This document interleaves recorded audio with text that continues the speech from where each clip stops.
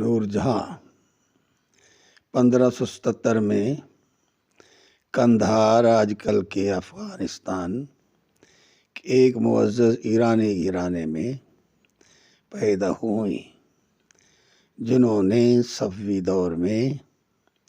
بڑھتی ہوئی عدم رواداری کے نتیجے میں اپنا ملک چھوڑ کر زیادہ روادار مغل سلطنت میں پناہ لینے کا فیصلہ کیا تھا۔ ملکہ نور جہاں اپنے والدین کے ملک اور اپنے نئے وطن کی مخلوط روایت میں پروان چڑھنے والی نور جہاں کی پہلے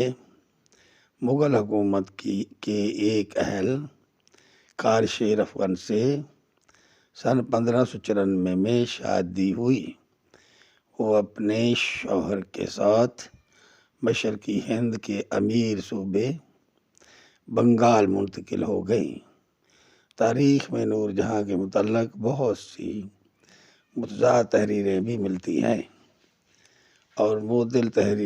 تحریریں بھی۔ تاریخ کی بعض کتاب میں یہ بھی لکھا ہے کہ جہانگیر کو نور جہاں پسند آ گئی تھی اور اس نے نور جہاں کے شوہر کو ایک جنگ میں بیچ کر اپنے کارندوں کے ہاتھوں مروا دیا تھا۔ اس کے ساتھ ہمیں یہ روایت بھی ملتی ہے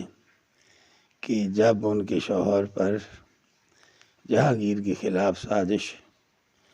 میں شامل ہونے کا شبہ پیدا ہوا تو بادشاہ نے بنگال کے گورنر کو اس کے اپنے دربار آگرہ میں پیش کرنے کا حکم دیا، لیکن نور جہاں کا شوہر گورنر کے آدمیوں کے ساتھ تصادم میں مارا گیا۔